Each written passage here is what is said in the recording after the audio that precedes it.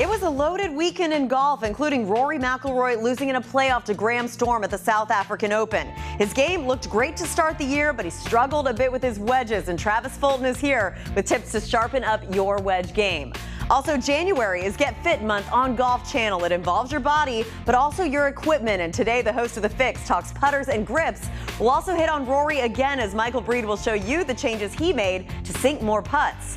And our go-to sports psychologist has quite a bit to say on our back-to-back Hawaii winner. Dr. Gio talks Justin Thomas, flow state, what it is, and how it can make you more successful in a game flooded with discontinuity. It's Monday on Morning Drive, not just about the pros, it's about you, and it begins now.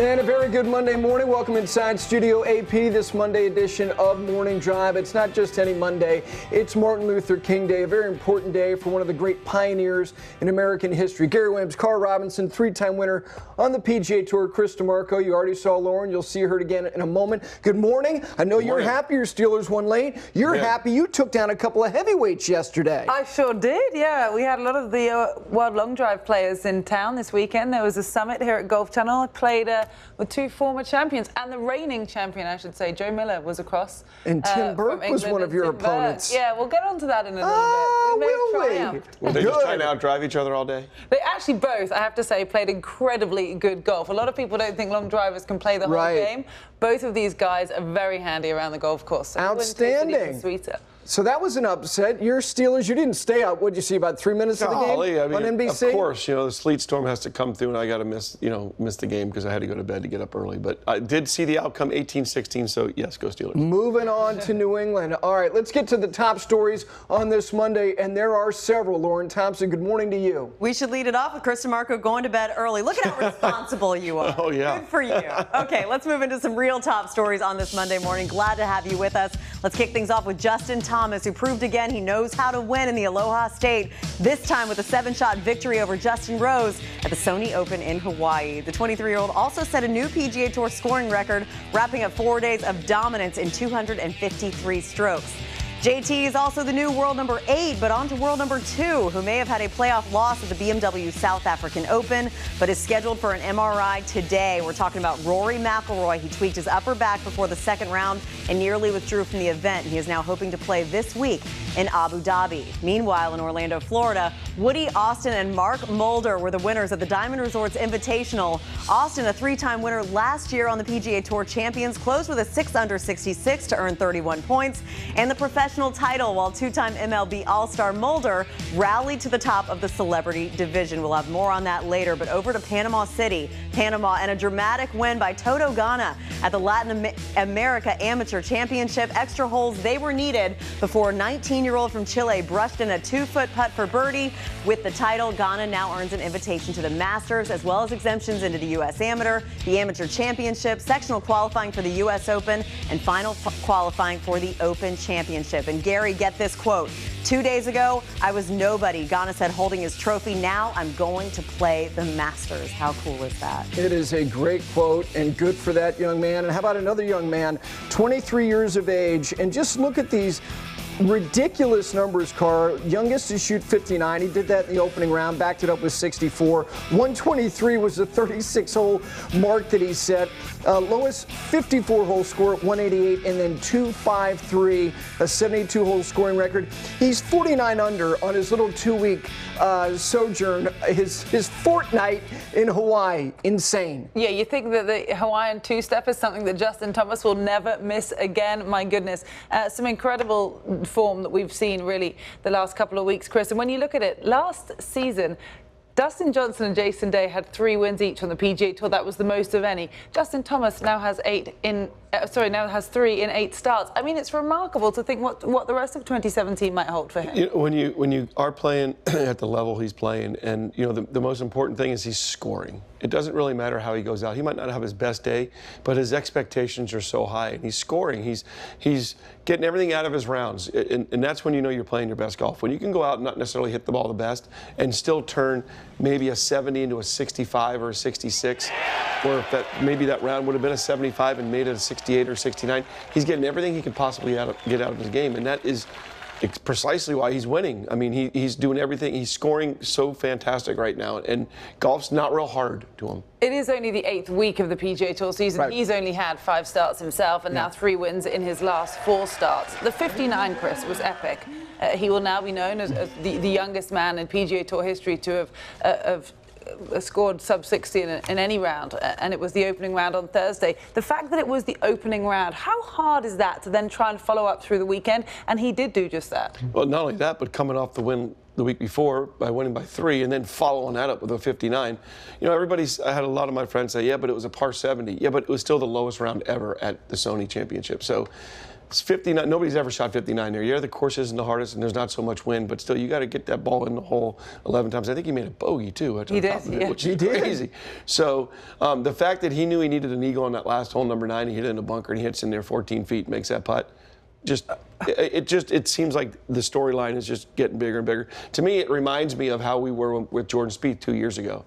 At the end of the year, going, you know what, Jordan Spieth is putting himself in contention. He's just not winning enough. We'll see what happens. I think Justin Thomas is in for a really big year this year and contending in some majors. You know, and Carr, I know you said before the final round at the Tournament of Champions, you thought it was a very important round. Get himself outside of the shadow of his very good friend, you know, validate, get that other win. He has the 2 wins in Malaysia. For him to have $3.7 million in earnings, it's January 16th. It's January 16th, Damon Hack. And good morning to you. Enough of you asking conversations with Marcus Allen and Richard Dent about best quarterback ever. How about this guy at 23? I tell you, I had a great week at Diamond Resorts Invitational with our Golf Channel Academy lead coach, Travis Fulton. Good morning, buddy. How are you? How you doing? I'm doing fine. I had so much fun this weekend. I talked to Kenny Perry, who was in the field, also a Kentuckian like Justin Thomas. He's been texting Justin saying, you know what, just ride this train because you never know when it's going to stop. Right now, the train is rolling for Justin. Why? Let's look inside the numbers, Travis. What do you see? Yeah, well, Justin Thomas, I mean, he's clearly got it going. He's a long ball hitter off the tee, right? And he's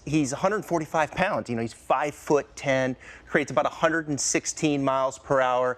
But we see guys swing it harder, right? It's nothing to see a tour player 123, 124 in club head speed. But when you look at Justin Thomas, you got to take a deeper look to see where he really maximizes this 116 miles per hour club head speed. And it's that next number right there, that attack angle, that's +3. He's hitting up on the ball 3 degrees. Now, I've seen Justin hit up 4 degrees, even 5 degrees at times. Now, the more you hit up on it, and I'm just going to skip through here, we're going to come right over here to the launch angle. You can launch the ball higher. 14 is a big number. Yes. Okay, he's launching it at 14 degrees, but his spin, check that out, 1,800.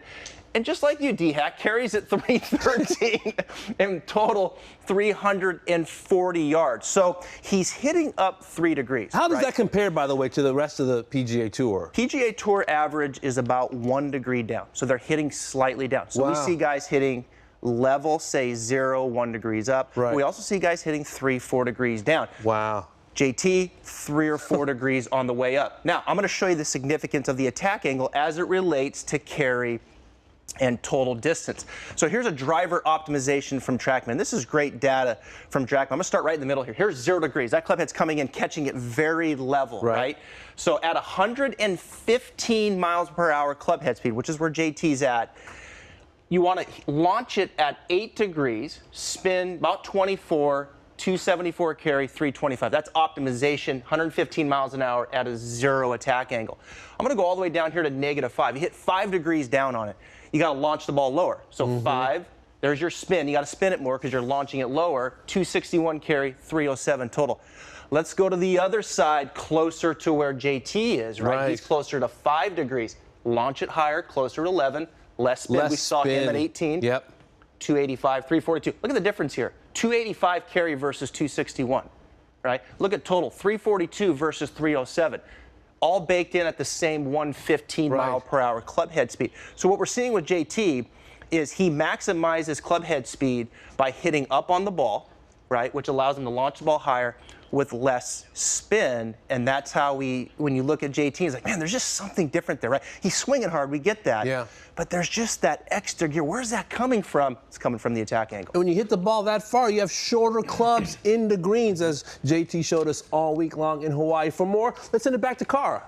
Alrighty, Damon, thank you. So to remind you of our top 4 stories this Monday morning, we have already touched on Justin Thomas. So now let's turn our attention to Rory McIlroy, who after playing through back pain last week, came up just short in a playoff against Graham Storm at the BMW South African Open. He has since announced he will undergo an MRI today before deciding on his ability to play in Abu Dhabi this week. Chris, injury concern for McIlroy, but nevertheless, a very encouraging start to his 2017, all 4 rounds in the 60s and with new equipment in the bag.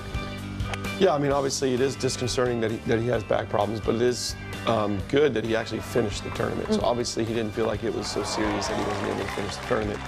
So still, you know, we have Dr. Arsapar on here a bunch, and he always talks about how much these kids work out now and how much in the gym that they put so much pressure on their bodies and they overwork themselves. And I think you can cause injuries right in the gym. I mean, obviously, you know, Rory's completely changed his body. His body has become, he's jacked, so to speak. I mean, he is ripped, he's in great shape, but it's a little disconcerting to me that he's having back problems at such an early age. You know, we saw that happen with Fred Couples throughout his career. He always had back problems, and it always kind of limited to his play. And we saw the same thing with Tiger Woods. I mean, obviously Tiger's had some back surgery, so I'm hoping it's not a big deal and it's just a little tweak right now. But we just certainly don't need back problems throughout his career. And he's always had a weak back. He's been very honest about it. That being part of the reason that he does the work in the gym that he does do to strengthen his back. Yes, he is young in age. Hopefully, Gary, this MRI comes across okay because it would be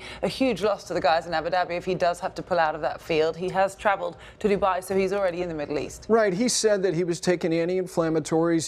He taped up the area. It's a joint issue. It's not something where he's looking at an L5 or an L4. So I hope he's fine. And you're right. In the immediate, it's Abu Dhabi. You got Ricky back there to defend. Right. And Chris, the other part of it is, you know, he dealt with an injury, and he had to be very patient about something in his lower body, obviously around his Achilles because of what happened, you know, kicking that soccer ball around. But you know, his mind is on the first full week in April, and he has got to be 100% sure that he is 100% then. Isn't that the priority? Well, 100%. And I think that, you know, that is the luxury that he has is that, you know, he's obviously exempt for everything. So he can take some time off. And really the only way to heal injuries like that when it's in your golf swing is to heal, to take time off. And the worst thing you can do is try to play through it, because then what you're going to do is you're going to change something in your golf swing to not have that pain. Mm-hmm. So really the best thing to do is, if he has to, take some time off,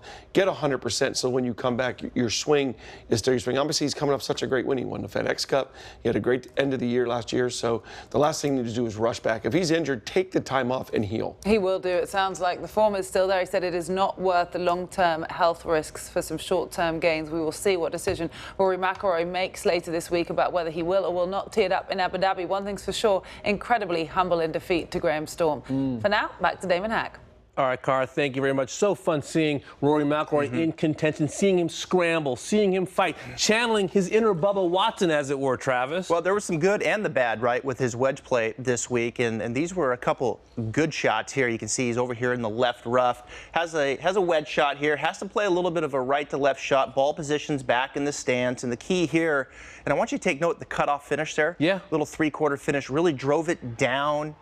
Swing direction kind of out to the right, face turning down, trying to sling it in there with a little bit of a draw. But I find that interesting, kind of a knockdown finish look, because as we move on here to some of these other wedges, I mean, this was jail. Yeah, this is a crazy shot here. To turn the ball this much with the wedge, right? The more vertical the club is, the harder it is to curve the golf ball. Like you said, a la Bubba Watson at the Masters. That's a hard shot to hit. That was really impressive. And it's interesting, it kind of got his attention, right? Yeah. Like, you got to really bear down and hit a shot. Now, here's a very vanilla shot with the wedge. And you can see now the longer finish, right? The bigger finish, trying to throw it up in the air. Club face turned down a little bit, and he lost that one to the left. And then we're going to see one more here where he overcorrects it. And again, you're going to see kind of a finish here, just perfect position here, looking right down at the hole. And then kind of the long finish and overcorrected. Club face stayed open on this one, and then out to the right. So the more difficult shots, he hit the better shot. So what's that teach us? What's that tell us? Well, you know, I think the learning point that I want to make here, and I love that little knockdown finish that we saw from Rory there on the good shots. And it's a little bit of a draw bias type of technique. I like the draw bias technique with the wedges because it allows the player to come from the inside, create a little D-loft in the face, right? And I think when you D-loft the face, you can launch it a bit lower. And I like that for approach wedge play. And then I think the second thing is when you're coming in and you're creating a little D-loft and you're cutting it off, I think it's easier to get into a sense of distance control. I think you get better feedback when the launch angle is consistent a little lower. So I like to work with my players where you play the ball kind of middle, maybe even back a little bit. You can open up a little bit, and then from there, just a little bit of kind of an in to out kind of draw kind of technique with the wedge, where the right foot kind of hangs out down on the instep. And I like that approach, and we saw that on the good shots with Rory, and perhaps something that he would do a little bit more from the fairway, a little better direction and results. Rory McIlroy and Travis Fulton using their imagination on this Monday. Right now, we send you back to LT. Thanks, Damon. Well, someone else who was using his imagination, in fact, he used it 2 weeks in a row to shape shots left and right. Justin Thomas, your winner of the Sony Open in Hawaii, and a healthy dose of sarcasm and a great sense of humor always from Brant Snedeker, who sent this to your winner, Justin Thomas. Hey, keep your chin up. Things will turn around. #wow. He wasn't the only one wowed by Justin Thomas's excellent play. In fact, a lot of you, I'm sure, were chiming in, sending congratulations to JT himself, who may not have seen those messages. He said, thanks everyone so much for the messages. My phone decided to delete every single one of them I've gotten. So sorry for not responding. However, an amazing 2 weeks. Switching gears, though, back to Rory McIlroy in his playoff loss at the South African Open. He said, great playing by Graham Storm. What a great story. After last year, you may remember this, Graham Storm thinking that he ended the season missing out on his European Tour card. Not so. He also thanked the Big Easy Ernie Els, who was the host this week, and everyone in South Africa for making this week so special. Something else that we know is special that we do on Mondays, and we want you to chime in, is send in your game balls. And listen, it can't go to the winners over the weekend, so get creative with this one, but send them in. We're going to cover a lot of your tweets today on the show. But someone else who definitely has to send one in, Cara Robinson, and she's got a good one planned for you guys. Over to you, Cara. I sure do. I've got mine ready. It will be revealed later, but plenty to still come on this Monday, including Michael Breed. He's a fan of Rory McIlroy's new putting stroke and will explain how important it is for you to get properly fit for your flat stick. And maybe you'll hold putts like that. Plus, he survived some blustery conditions and won on a Wednesday. Today, Kyle Thompson joins Morning Drive after becoming the first winner of the 2017 Web.com Tour season.